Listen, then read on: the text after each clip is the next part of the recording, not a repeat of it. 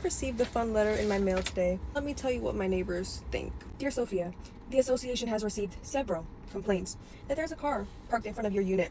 Car parked in front of my unit? How could I? How could I park my own car in front of my own property? Let me backtrack a little. 2 weeks ago, at night when I came home after work or something, there were no parking spaces available.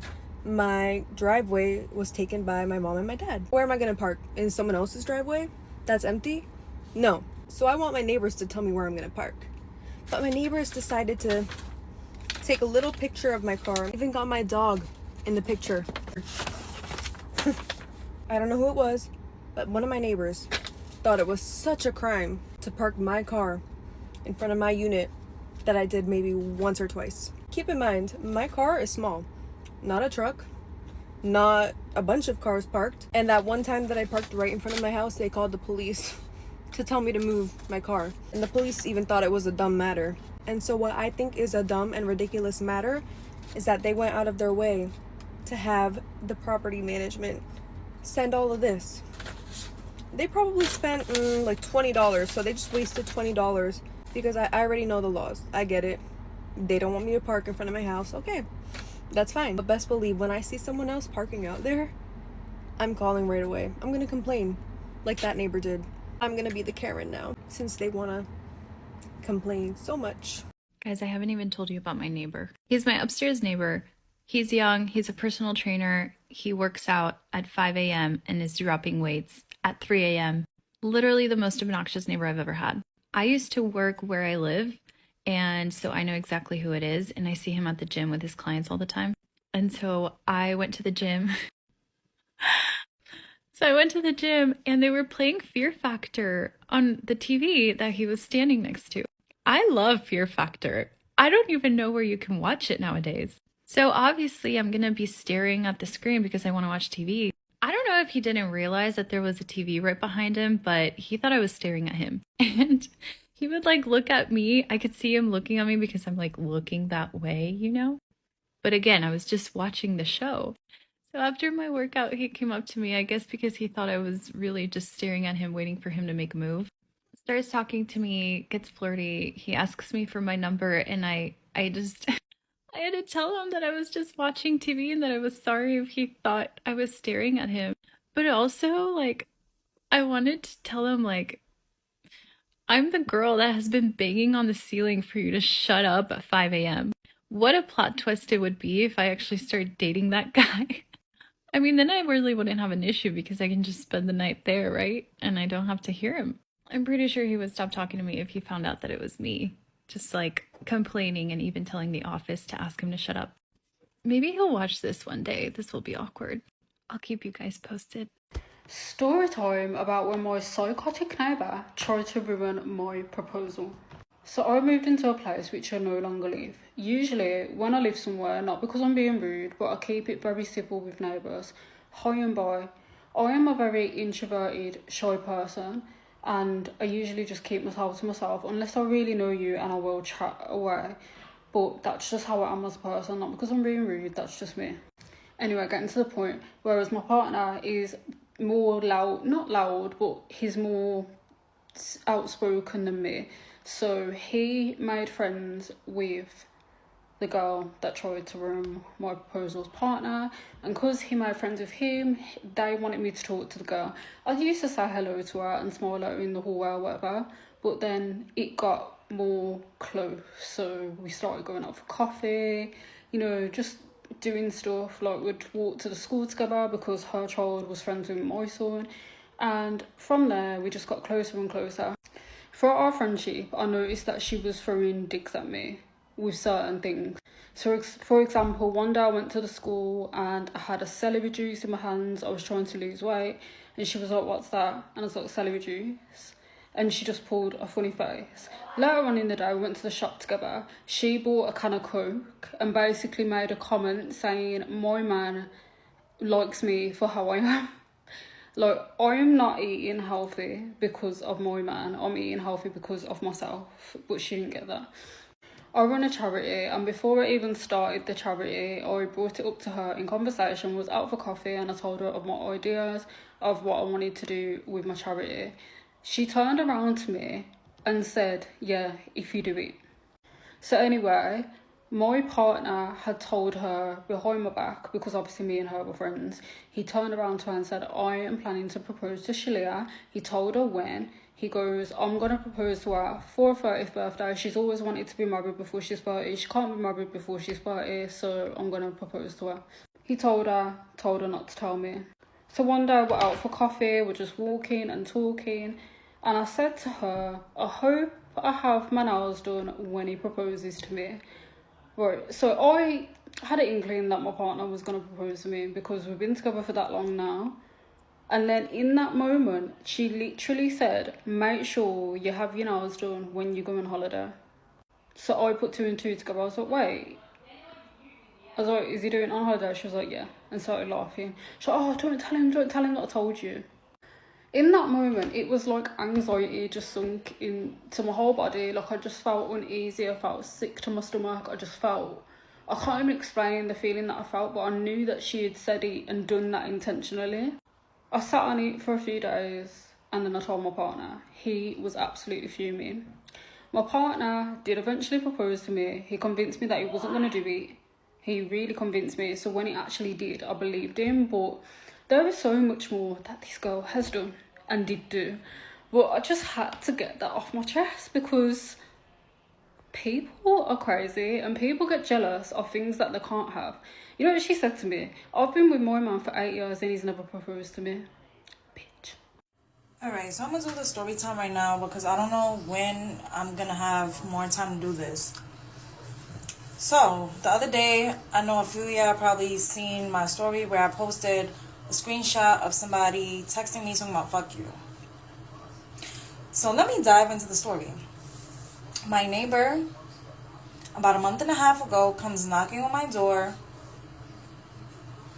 with her baby, and most of y'all know I have a child, I have a son, so any woman with a kid, like, you know, I just have a soft spot for them, always. So she come knocking on my door. Mind you, this is not like a neighbor that I'm like, we be hanging out. If I see her, I say hi, keep it pushing. Nothing more, nothing less. So she comes in, she's like, you know, I have a question. You know, do you think you can help me out? So I'm like, sure, girl, what's going on? She's like, do you think I can use your Wi-Fi? You know, my Wi-Fi is not connected right now. I said, yeah, sure, why not? Like, I didn't even second guess it. It is what it is. It's Wi-Fi. Like, my shit stays paid. My shit is jumping over here, so I told her honestly, like, I'm not, because I live on one side of the floor, she lives on the other side, so I'm telling her, like, you know, you could try, I'm not sure if it's going to work or not, whatever, here's the Wi-Fi. You know, we spoke for a little bit, she vented, I done gave the girl a hug and everything, my son's playing with her baby, chasing after him. Alright, give her the Wi-Fi, have a good night. Forget the have a good night, she's like, oh, you know, I'm gonna come through in a couple of days and throw you some bread. Honestly, I don't really care about that. So I'm like, I don't know where I left off at, but she like, oh, you know, in a couple of days, I'm gonna come throw you some bread. But I'm not really thinking about that because honestly, like, I did it out of the kindness of my heart. You know, I'm not really looking for money. It's Wi-Fi, bro. You live across the hall. If you need Wi-Fi, you can use the Wi-Fi. Right? So couple days go by, no bread, right? Mind you, my mom was in my crib the day that the girl had stopped by. My mom had the door closed or whatever, so that girl didn't know my mom was there, but my mom overheard everything. So a couple days later, it's just so funny, my mom asked me like, oh, Leah, did the girl give you any bread for the Wi-Fi? And I'm like, no, but it's okay, you know, I'm not really worried about that or whatever. So time goes on, I see this girl like 2 weeks ago. This is why I have a difficult time trusting humans, okay? Let me tell y'all what my neighbor did. So yesterday I got a text from my landlord and asking me about my daughter's Range Rover that's parked out in front of the house. It's parked out there because it runs hot, it blew a gasket, and we was trying to figure out like what we were going to do with it. In the meantime, we bought her another car, okay? So she asked me if we can move the Range Rover, and she says, your neighbors across the street text me and they're threatening to call codes. Immediately, I said, across the street? I said, you talking about the little old couple that we talk to every day? The same couple that send cakes and pies to my house? She said, their names. She said, yes, them. So I said, I wonder why they text you instead of just coming to me and asking me like, what's up with the car? So I go over and I knock on the door and I get off the porch. I step back down the stairs and I get off the dang porch because I didn't want to be anywhere near their asses. He comes to the door and he's like, hi. And he says my name. I said, did you text my landlord about the Range Rover? He says, yeah, you got me. I swear he said it just like that. And he looks like Kenneth Copeland's ass. I said, why did you text my landlord instead of knocking on my door and asking me about the car? Like, I would have told you what was going on with her car and the decision that we're trying to make. He goes, I jumped the gun. You're right. I should have came and talked to you. I jumped the gun. I swear, I think my face like literally changed when at that moment, I just couldn't anymore. So I said, why did you send cakes and pies to my house, but then go and text my landlord behind my back? He said, I'm sorry. And then, y'all, he came off the porch like this with his arms open, talking about, can I get forgiveness and a hug? I swear I don't like myself sometimes. I don't like myself sometimes because I fucking gave him a hug. I don't forgive him. Like, I'm not talking to his ass anymore. Like, fuck him.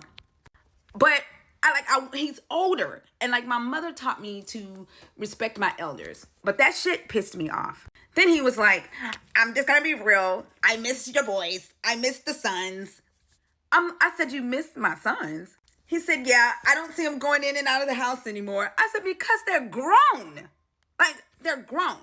I said, my oldest son had a child. I said, he has a family now. He said, yeah, I've noticed the activity. I've noticed the activity with the baby. Y'all, I swear, I wish that I could disrespect my elders sometimes. But I can't. I fucking can't. So he asked me how old my grandson was. I was like, oh, he's 3 months. He was born 7 weeks premature. Then he goes, you know that was God. You know that was God. At that moment, I said to myself, is he watching my TikToks? He got to be watching me on TikTok. So I text my landlord. This is what she texts back. I told her that I forgave him and that I gave him a hug. She said, ew, go shower. And then she said, let me know if he's causing any issues and I'll write him up for codes or something. She said, I'm usually not petty, but the cakes and pies is just wild. Like, you send desserts to my house. I speak to you every day. And you calling codes on me behind my back? And calling yourself the codes police. Bruh, I'm done. I don't trust humans. And this is the crazy thing. There is an older lady that lives right next door to me, an older black lady. Now, that lady is mean. She's one of the don't get on my grass type women, okay? But this is the crazy thing. As I was pondering this investment, she asked me, she was like, you look like you got a lot on your mind. So I talked to her about it. She encouraged me not to give up on my dream. But she is mean. She's mean. That was the only nice thing that she's ever said to me. Like, we don't talk to this lady. She be mean to the kids in the neighborhood. But we talk to the neighbors across the street. But they send desserts over here.